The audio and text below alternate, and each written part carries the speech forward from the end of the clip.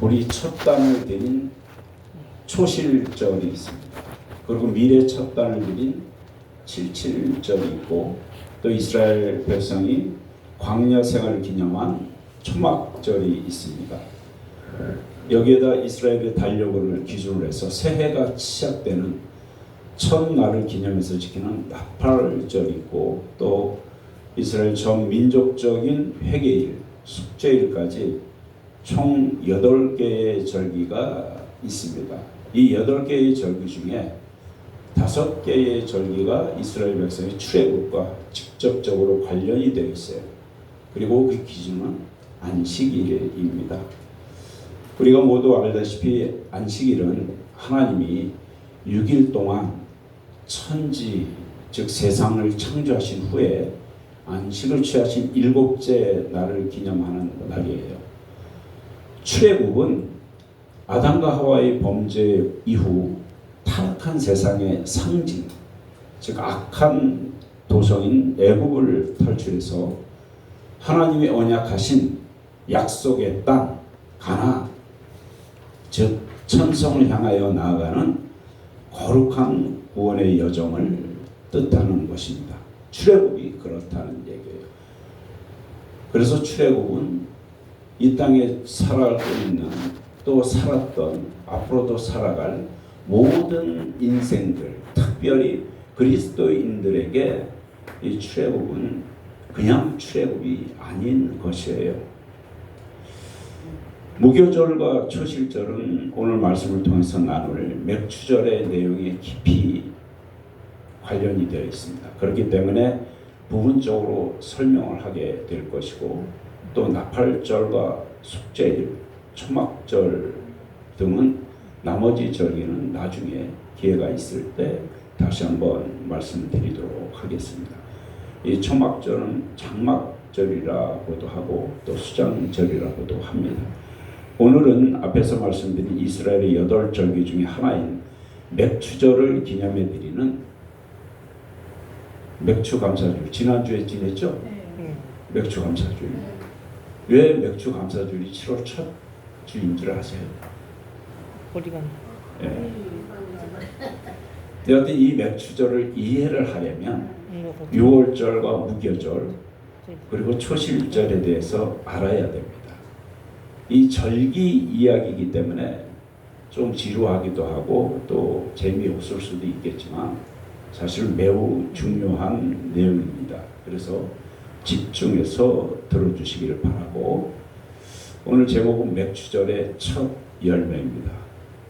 먼저 6월절을 말씀드리자면, 6월절은 하나님께서 이스라엘 백성을 애굽에서 구출하기 위해서 애굽에 내린 10가지 재앙 중에 마지막 재앙, 즉 애굽 왕 바로의 장자를 비롯해서 모든 가축의 첫 번째 생명을 하나님께서 거두십니다. 좋은 말로 거두시는 거고, 세상 표현으로는 죽이시는 거예요. 죽이실 때 이스라엘 백성의 첫 소생, 똑같은 첫 소생 아닙니까? 그 첫 소생의 생명을 보호하기 위해서 만들어낸 하나님의 역사를 기념하는 겁니다. 그냥 보호하고 그냥 보존하는 것이 아니에요. 아주 특별한 방법으로 보호하시고 보존하시게 되는데, 우리가 조금 더 구체적으로 말씀드리자면, 하나님께서 애굽에 내릴 마지막 재앙을 앞두고 출애굽기 12장에서 모세에게 이렇게 말씀하십니다. 너희들이 애굽에서 구원될 이 달, 즉 생명이 다시 시작된 이 달을 1년이 시작되는 첫째 달로 삼으라 이거예요. 그래서 오늘 본문 말씀에 보면 아빕월이라고 말씀하십니다. 아빕월, 그죠? 이 아빕월이 이스라엘에서는 첫 해가 시작되는 첫 달을 얘기를 하는 거예요. 아비부, 아빕의 원어를 풀면 아비부가 됩니다. 그래서 아비부, 아빕월 이렇게 되는 거예요. 이스라엘의 그 공항 중에 하나가 텔아비브 공항이 있어요. 텔아비브 공항. 그 텔아비브 공항이 이 아비벌하고 연결이 되는 겁니다. 테라비브. 그렇죠? 이스라엘의 원년은 아비벌이에요. 첫 달이라는 얘기예요. 첫 달. 왜 첫 달이냐? 이스라엘 역사에서 새 역사가 시작된다는 뜻인데 그 첫째 달 10일에 잘 들으세요. 그 첫째 달 10일에 하나님께서 각 가정이 그 가족이 구원 얻기 위해서는 그 가정에서 사용하는 양 중에 기르던 양 중에 흠이 없는 1년 된 수컷 어린 양을 선택해서 준비해 놓으라고 말씀하고 계셔요. 첫 달에 10일에 그 양을 준비하라고 하십니다. 이때 흠이 없는 어린 양을 우리가 유월절 어린 양이라고 해요. 유월절 어린 양. 그것이 신약에 와서는 구원의 주 예수 그리스도를 의미하는 표현입니다. 유월절 어린 양. 그리고 어린 양을 준비한 지 5일째 되는 날, 5일째 되는 날입니다. 10일에 준비하라고 하셨으니까 11일, 11일, 12일, 13일, 14일. 이 14일째 되는 날에 어린 양을 잡아서 그 피를 문설주와 임방에 바르라고 하십니다. 문설주는 문 기둥과 위를 얘기해요. 문 임방은 밑에를 얘기해요. 그러니까 문 틀을 통째로 바르라는 얘기예요. 왜 그럴까요? 왜 문 틀을 전부 다 어린 양의 피로, 그것도 흠이 없는 1년 된 수컷 양의 피를 바르라고 했을까? 말씀하신 흑암의 세력, 첫 생명을 죽이는 흑암의 세력이 그 문을 통해서 들어가는 겁니다. 그래서 모든 당시의 애굽의 모든 사람들의 가정의 그 문을 통해서 그 흑암의 세력, 죽음의 세력이 들어가는 겁니다. 그래서 첫 생명들을 다 죽이게 되는데 그 문에다가 어린 양의 피를 바르라는 얘기는 그 어린 양의 피를 바른 문에는 그 사망의 세력이 들어가지 못한다 이겁니다. 그래서 우리가 유월절이라고 하는 것은 담월자를 쓰는 겁니다. 그래서 담을 넘어간다. 쉽게 얘기하면 그 문을 바른 어린 양의 피를 바른 문은 사망의 세력이 들어가지 못하고 넘어간다. 그래서 유월절입니다. 그렇게 하고 그 피를 바르고 그 다음에 고기는 날 것이나 물에 삶아 먹지 말고 불에 구워서 무교병, 즉 누룩이 들어있지 않는 빵, 부풀지 않는 빵을 만들라고 했어요. 그리고 쓴 나무를 같이 먹으라고 했습니다. 그리고 허리에 띠를 띠고 발에 신을 신고 손에 지팡이를 잡고 급히 먹으라고 말씀하십니다. 이 말씀의 내용은 무엇이냐? 무교병, 쉽게 얘기해서 누룩이 들어가지 않는 빵을 얘기하는 건 누룩을 넣게 되면 빵이 부푸는 시간이 필요해요. 그 시간이 하루가 걸리든 열일이 걸리든 그 빵이 부풀어야 먹는 거예요. 그런데 누룩을 넣지 않고 불에 구운 빵은 바로 먹을 수가 있어요. 그죠? 그리고 쓴 나물이라고 하는 것은 쉽게 얘기하면 요리를 하지 않은 나물을 얘기를 하는 거예요. 요리를 하지 않은 나물을 입에 쓰게 되어 있습니다. 그런데 요리를 하게 되면 시간이 걸리니까 요리하지 말라는 얘기예요. 그래서 쓴 나물을 그대로 먹으라는 얘기예요. 허리에 띠를 띠고 옷을 다 입으라는 얘기예요. 발에 신을 신고 뛸 준비를 하라는 얘기예요. 손에 지팡이를 들고 급히 먹으라고 했습니다. 그 이유는 방금 말씀대로 첫째, 어린 양의 피를 바르라는 것은 하나님께서 애굽의 땅에 재앙을 내릴 때 애굽인들과 그들의 가축의 첫 생명을 거둘 때 어린 양의 피를 바른 이스라엘 백성의 집은 그것을 증표로 해서 재앙이 그 집에 들어가지 않고 넘어가도록 한다. 그래서 그들의 생명을 보존, 즉 구원하실 것이다 라는 말씀이고, 둘째, 허리에 띠를 띠고 발에 신을 신고 손에 지팡이를 잡고 무교봉과 함께 쓴 나무를 먹으라고 하는 것은 그 밤이 지나면 그래서 아침이 되면 애굽 땅에서 애굽 백성들의 통곡 소리가 들릴 것인데 그 소리를 들으면서 그 땅을 급히 떠나서 먼 길을 가야 할 것이다 라는 뜻입니다. 이렇게 말씀하신 대로 애굽에 하나님의 마지막 재앙이 임하게 됩니다. 애굽 왕 바로는 동이 트기도 전에 모세로 하여금 이스라엘 백성을 데리고 떠나라고 했습니다. 말이 좋아서 떠나는 것이 쉽게 얘기하면 내쫓아버리는 거예요. 너희들 필요 없다 이거. 그동안에 그렇게 부려먹었는데 이제는 필요 없다 이거예요. 너희들이 있는 그 자체가 우리한테 뭐가 된다? 재앙이 된다는 거예요. 그러니 너희들은 우리에게 뭐가 된다? 재앙이 된다는 거예요. 너희들이 있음으로 인해서 우리가 재앙을 겪는다는 거예요. 그러니 너희 자체가 우리에게 재앙이라는 거예요. 그러니 떠나라 라는 거예요. 내쫓아 버리는 거예요. 그러니까 이스라엘 백성은 그 시간에 내쫓김을 당하는 거예요. 내쫓김을 당해서 그런 상황에 놓여 있으니 이스라엘 백성이 누룩에 들어있는 빵을 먹겠느냐고요. 그럴 시간이 없는 거예요.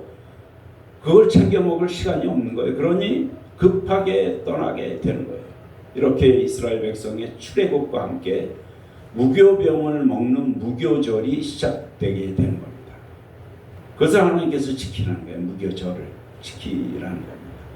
이 무교절은 이스라엘 백성이 출애굽하는 날부터 일주일, 그러니까 10일에 어린 양을 준비를 하고 14일에 애굽의 첫 소생이 죽는 재앙이 임할 때 6월절 어린 양의 희생, 보혈의 피로 유대인들이 구원받았고 15일에 출애굽을 했으니까 15일부터 일주일이면 21일까지입니다. 이 21일까지의 기간이 무교절 기간입니다.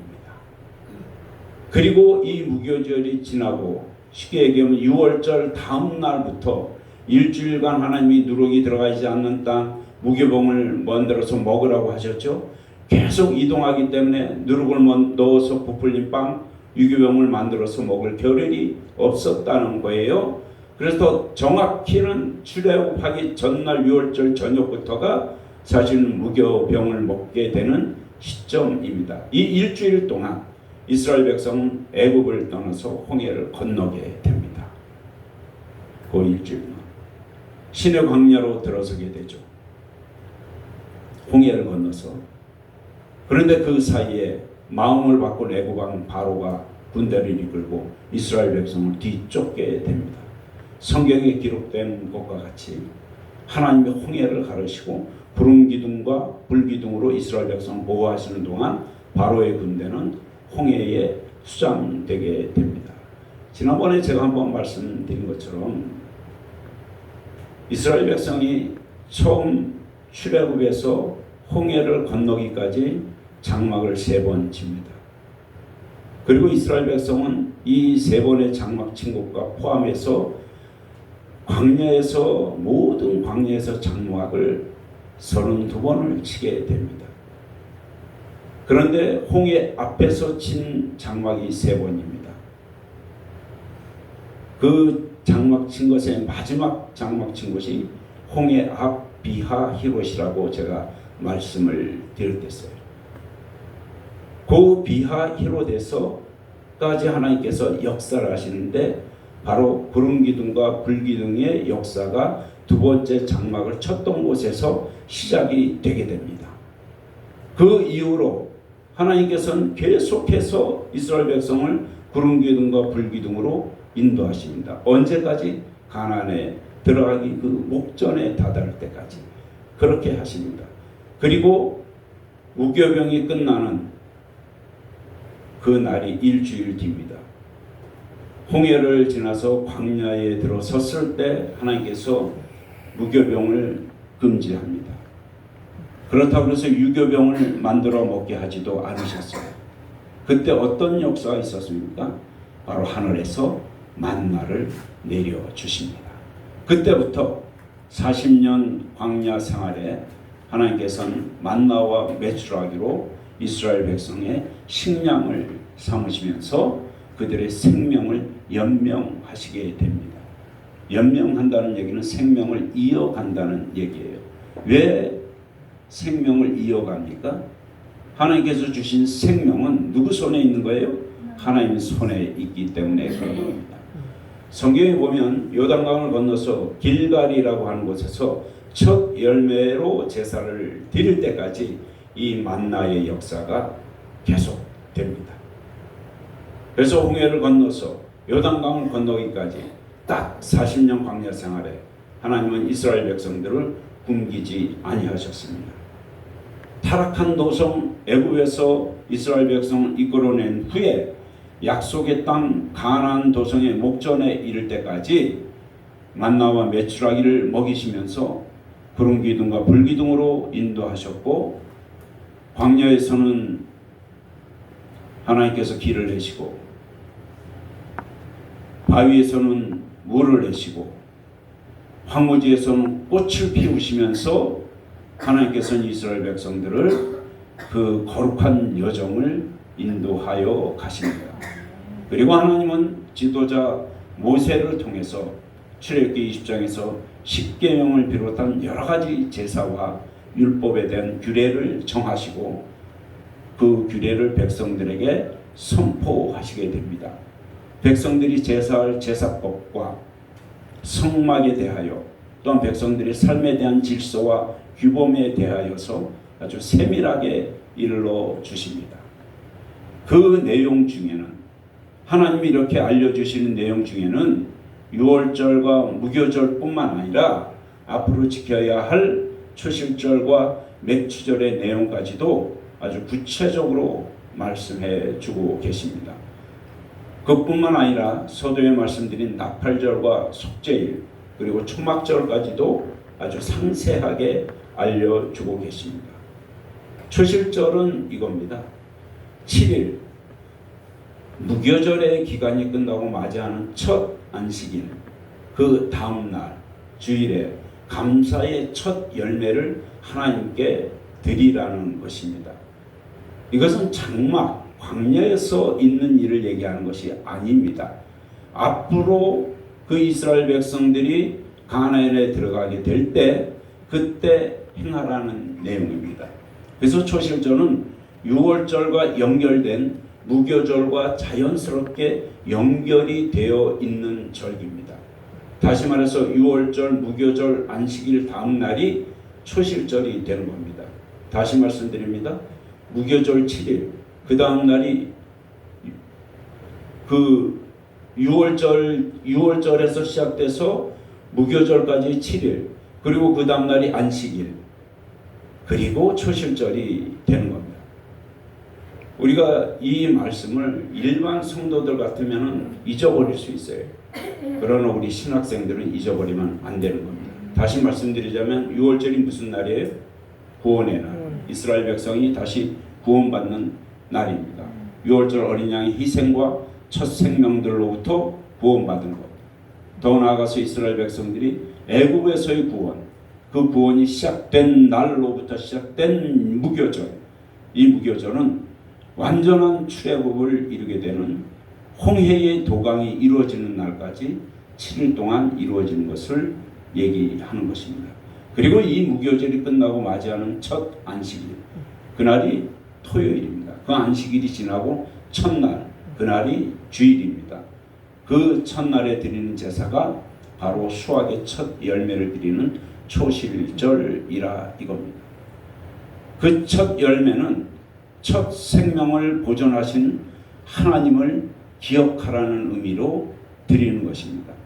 그 보존된 첫 생명은 첫 열매처럼 바로 나, 즉 하나님의 것이란 얘기예요. 이해되셨어요? 그 초실절의 첫 열매는 첫 생명처럼 하나님께서 그 첫 생명을 살리셨으니까 그 생명은 누구 것이라고요? 하나님 것이다 라는 것을 기억하라 이거예요. 그 초실절에 기억하라 이겁니다. 그래서 여호수아 5장에 보면 이스라엘 백성들이 여호수아의 인도 아래 약속의 땅 가나안의 목전인 길갈에 이르렀을 때 하늘로부터 내려오던 만나와 메추라기가 어떻게 된다고요? 끊어지게 됩니다. 끊어지게 되고 그 땅의 소산물의 첫 열매를 가지고 하나님께 제사하였다고 기록되어 있는 것입니다. 그러니까 이 초실절에 우리의 생명이 보존되어서 드디어 약속했던 가나안에 들어가게 된 것을 기억하라는 거예요. 그 생명이 누구 것이라고? 하나님 거란 얘기예요. 이스라엘이 누구 거라고? 하나님 거란 얘기예요. 그것을 기억하라는 얘기예요. 잊어버리지 말라는 얘기예요. 하나님께서 이 날을 지켜야 할 세 절기 중에 하나로 삼으신 겁니다. 그래서 430년 애굽의 종살이를 끝내고 애굽으로부터 구원하였을 뿐 아니라 40년의 광야 생활을 마치고 바로 길갈 가나안의 목전까지 인도하신 이 백성이 바로 하나님의 백성이고 하나님이 약속하신 이 땅도 하나님의 땅이고 당연히 이 땅의 첫 소산 이 열매도 당연히 하나님의 것임을 고백하는 제사, 그 제사를 잊지 말고 드리라는 거예요. 그것을 잊어버리면 안 된다는 거예요. 이스라엘 백성들의 뇌리 속에 삶 속에 아주 박히도록 그 말씀을 주시는 거예요. 그런데 그 말씀을 언제 주셨다고요? 광야에서 모세를 통하여 십계명을 주시면서 여러 가지 규례와 율례와 제사법과 그런 것들을 말씀하실 때 말씀하신 거예요. 그 말씀이 40년 광야 생활 동안에 잊지 말고 지켜줘야 되는 약속의 말씀으로 이스라엘 백성들의 가슴 속에 심어져 있는 겁니다. 애굽에서 나온 선조들이 광야에서 모두 죽게 되었어요. 그죠? 이전 세대가 지나가고 이후에 약속의 땅에 첫 발을 들이게 되는 첫 세대, 그 첫 세대인 만큼 그 첫 세대가 바로 약속의 첫 생명이 된다 이거예요. 그리고 그 첫 생명들이 첫 소산물을 가지고 드리는 첫 제사가 바로 초실절을 지키는 절기를. 여기까지가 맥추절을 설명하기 위해서 6월절, 무교절, 초실절 이 세 절기가 기준이 되는 안식일에 대한 설명이었습니다. 그럼 오늘의 핵심 말씀 맥추절. 맥추절은 어떤 절기일까? 맥추절은 6월절이 지나고 맞이하는 첫 안식일부터 7주간 7주간이면 49일이에요. 그죠? 49일이 지난 다음 날이 50일째 되는 날입니다. 맞나요? 맞죠? 50일째 되는 날에 지키는 것. 이렇게 7주간을 지나고 드린다고 해서 이 맥추절을 77절이라고도 합니다. 그래서 이 77절을 50일째 되는 날 드린다고 해서 오순절이라고 하는 거예요. 이해되셨어요? 그래서 77절이나 오순절이나 맥추절은 같은 뜻을 가진 용어입니다. 더욱이 지도자 모세가 출애굽 후에 50일 만에 시내산에 올라가게 됩니다. 그래서 율법을 받은 것을 기념하기 위해서 오순절이라고도 한다는 거죠. 구약에서는 그래서 맥추라는 용어보다는 77절이라고 더 많이 씁니다. 이 77절과 6월절 그리고 오늘 자세히 다루지는 않았지만 광야 생활을 기념하는 초막절 이게 장막절이라고 제가 말씀드렸죠. 포함해서 이 세 절기를 이스라엘 백성들은 3대 절기로 지키는 거예요. 오늘 말씀에도 그대로 나옵니다. 초막절, 77절, 초막절, 장막절이 수장절과 연결이 되는 겁니다. 그래서 애굽에서 인도하신 하나님을 찬양하는 절기. 그런데 오늘 말씀해 보니까 맥추절에는 누룩이 들어있는 떡. 자, 무교절에는 누룩이 들어있지 않은 떡. 그런데 맥추절에는 누룩이 들어있는 떡. 유교병 두 개와 첫 태생을 의미하는 첫 수확을 하나님께 드린다고 했습니다. 그래서 맥주의 초실절이라고 출애굽기 34장에 기록되어 있습니다. 34장 22절 맥주의 초실절이라고 표현을 하죠. 유교병 떡 두 개와 첫 태생을 의미하는 첫 수확. 그런데 맥주절을 구약시대의 율법과 제사로만 묶어둔다면 의미가 없습니다.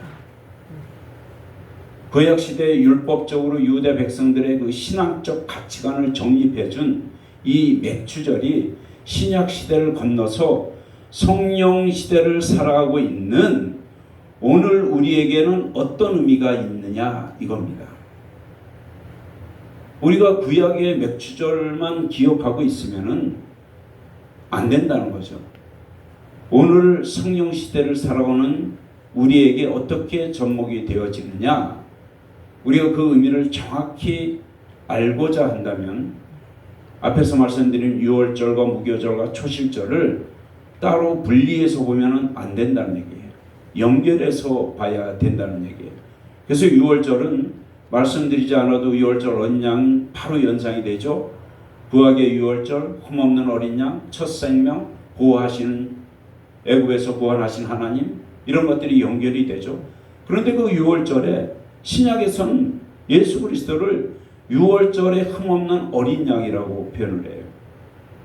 그러면 구약에서는 이스라엘 백성을 보호하시고 구원하셨지만은 신약에서 유월절 흠없는 어린 양 예수 그리스도의 보혈은 나와 인류와 세상을 구원하신 예수 그리스도를 의미한다 이겁니다. 그러면 무교절은요? 무교절에 먹였던 무교병에는 누룩이 들어가 있지 않았지만 초실절과 맥주절에 먹는 유교병에는 누룩이 들어가 있어요. 오늘 고린도전서 5장 6절 8절 말씀에 보면 너희의 자랑하는 것이 옳지 아니하도다. 적은 누룩이 온 덩어리에 퍼지는 것을 알지 못하느냐. 너희는 누룩 없는 자인데 새 덩어리가 되기 위하여 묵은 누룩을 내어버리라. 우리의 유월절 양 곧 그리스도께서 희생이 되셨으므로 이러므로 우리가 명절을 지키되 묵은 누룩을 말고 괴악하고 악독한 누룩도 말고 오직 순전함과 진실함에 누룩 없는 떡으로 하자라고 말씀하고 계십니다. 무교절의 떡, 무교병은 순전하고 진실함에 예수님처럼 누룩 없는 떡이라는 얘기예요. 고린도전서 5장 방금 읽은 말씀 6절에서 8절 말씀에 나오는 순전하고 진실함에 누룩 없는 떡, 그것은 예수 그리스도를 얘기한다 이겁니다. 이해가 되셨어요? 예. 그래서 사실 우리에게는 때로는 부풀게 하고 변하게 하는 누룩이 필요합니다. 그렇지만 예수님 그리스도에게는 그 누룩이 필요 없는 것이다 이겁니다.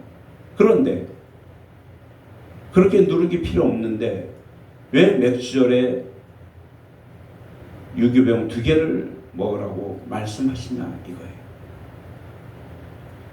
초실절은 첫 열매를 의미한다고 했죠. 구약에서의 첫 열매는 소산의 첫 열매이지만 신약에서의 첫 열매는 유월절 어린 양의 예수 그리스도께서 죽으셨다가 다시 살아나셔서 부활의 첫 열매가 되신 것을 의미한다 이거예요. 이스라엘 백성도 죽음의 땅에서 다시 살아났잖아요. 마찬가지로 예수님이 우리에게 그리스도가 되신다는 것은 우리 또한 부활의 첫 열매가 된다는 얘기예요. 부활하신 예수 그리스도를 쫓아서 부활의 열매가 된다는 것은 부활하신 예수님을 세상 모두의 그리스도로 증거하는 삶을 살아가는 것이다 이 얘기예요. 이 말씀이 연결되는 것이 이해가 되십니까? 이해 안 되면 얘기하셔야 돼요. 이해 안 되면 오늘 제 강의는 이 말씀은 의미가 없는 거예요. 계시록 14장 4절 말씀에 이 사람들은 여자로 더불어 더럽히지 아니하고 정절이 있는 자라 어린 양이 어디로 인도하든지 따라가는 자며 사람 가운데서 구속을 받아 처음 익은 열매로 하나님과 어린 양에게 속한 자들이라. 이 사람들이 누구예요? 구원받은 사람들 얘기해요. 구원받은 사람들은 여자로 더불어 더럽히지 아니했다는 거예요. 정절이 있는 자라고 했어요. 어린 양이 어디로 인도하든지 따라가는 자라고 그랬어요. 그래서 사람 가운데 구속을 받